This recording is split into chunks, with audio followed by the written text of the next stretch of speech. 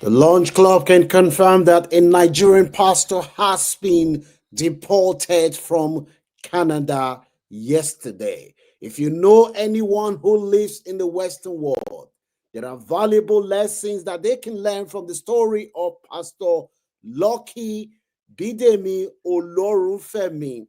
Pastor Lucky arrived in Canada in 2023 and he sought asylum.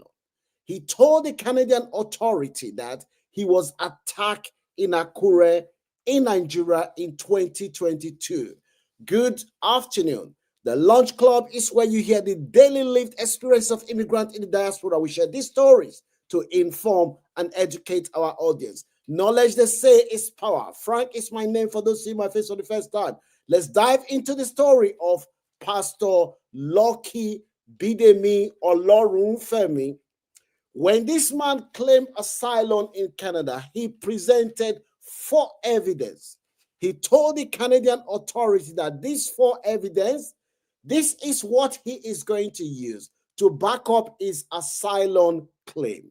The Canadian Refugee Council then said, okay, Pastor, let us see the evidence to support your asylum claim. Pastor then presented these 4 evidence. The 4 key evidence that he presented are a newspaper report which reported the story of his attack. He told the authorities that he was a pastor who welcomed gay and lesbian in his church, that the reason he was attacked is because he was preaching against those who condemn gay and lesbian in the southwest of Nigeria. The pastor said, in my church, I welcome everybody. I welcome those that are gay, lesbian. I open the door for them and I tell people not to condemn them. I believe in tolerance.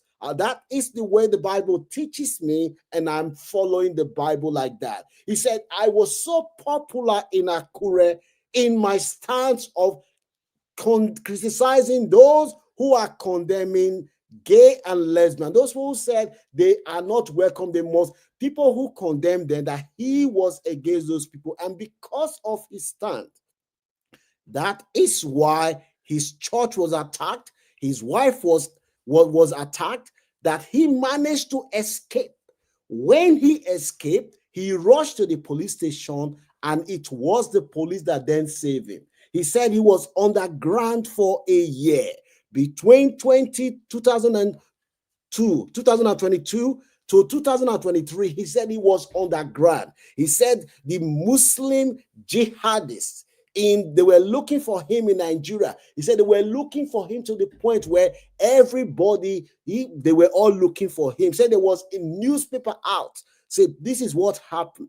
When he presented his case, the Canadian authority said, wow, this man, you are a man of God, and we know that there is intolerance for people that preach in support of gay and lesbian in a lot of African countries. It looks like we might be able to help you because the Nigerian government have not protected you, because the Nigerian government has allowed these religious jihadists to attack you and they couldn't protect you. We, under the Geneva Convention, have a duty to protect you as a refugee. But in order for us to protect you and give you refugee status in Canada, show us your proof. The pastor showed the first one.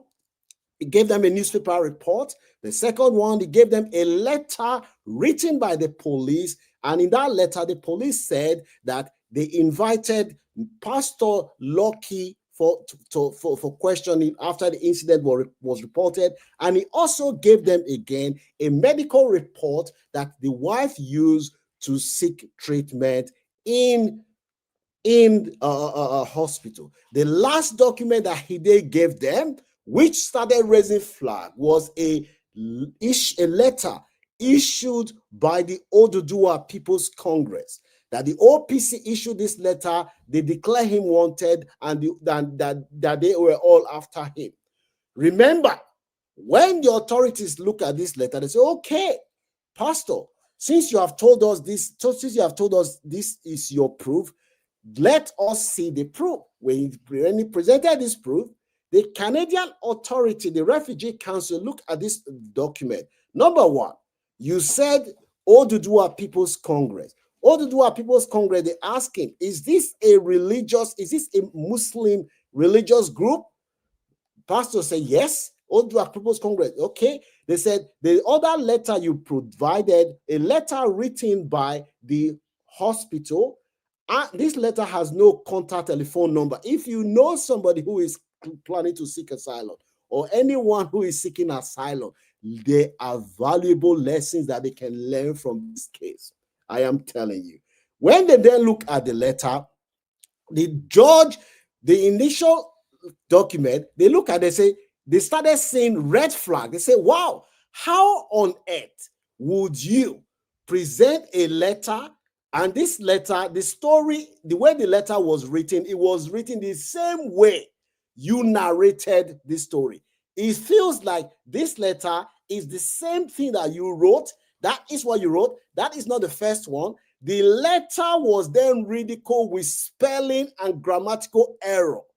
It was written in a language so poorly written that the authority started saying, hang on, is this letter written by the newspaper, a newspaper house in Nigeria? They say, hang on, this doesn't look right. How can a newspaper write so poorly to the point where even Oduduwa People's Congress was spelled wrong?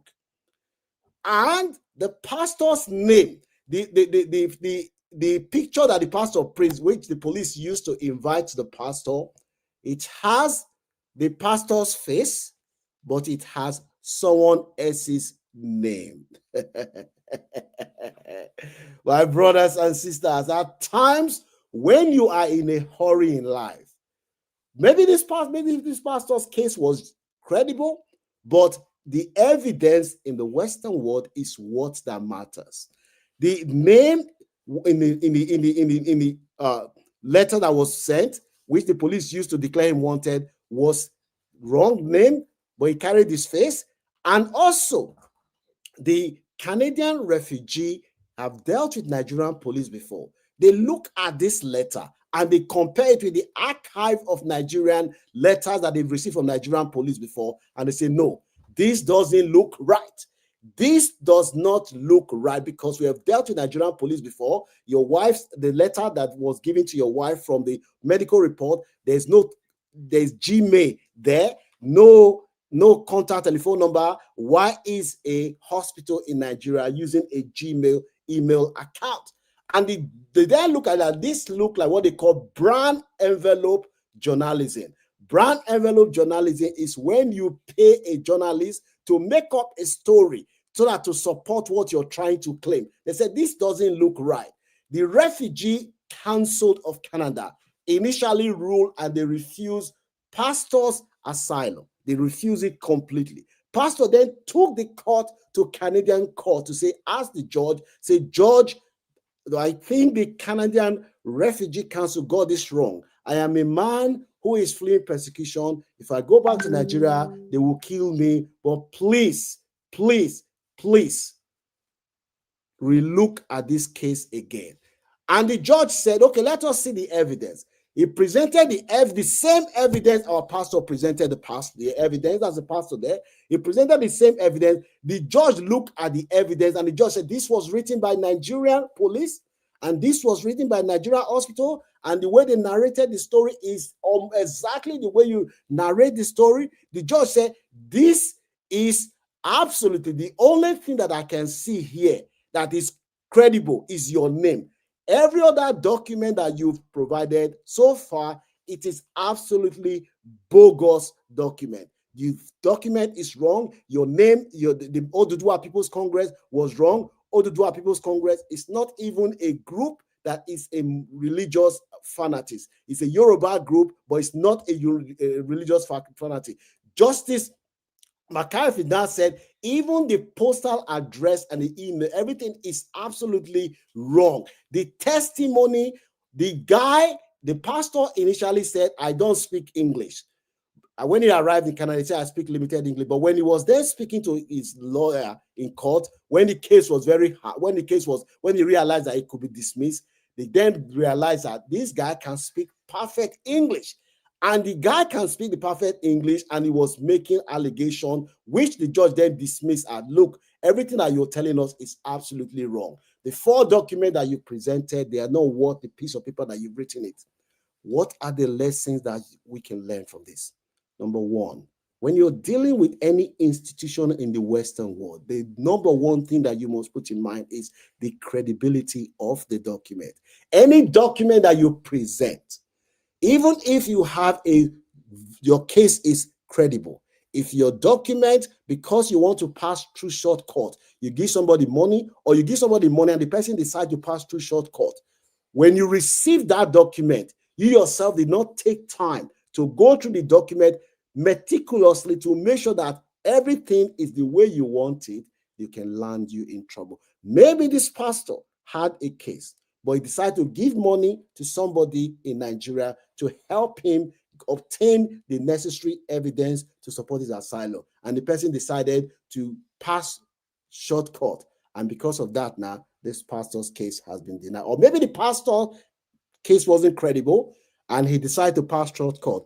The lessons that we can learn from this case is that anything that you're dealing with, any institution in the Western world, you have to make sure that you present a credible and consistent account. If you do not do that, you will land yourself in trouble. The judge then ruled that this guy has no case and dismissed his application, and he said the decision of the Canadian Refugee Council is the correct decision. And as I speak to you today, our brother was put on the plane from Toronto yesterday and is now back in Nigeria. If you know anyone who is seeking asylum or anyone who is dealing with Western institution, kindly tell them, or you are dealing with them yourself, any document that you present from Africa, make sure that document, you take your time to look at it, and the document is what you are expecting. If the document is not what you are expecting, there is no way that you will be believed. The guy, if he had taken his time, could have noticed that his own face was there, but wrong name. Oduduwa People's Congress was spelled wrongly. Yoruba was spelled wrongly. Everything was so bogus that the authority decided to send this man back.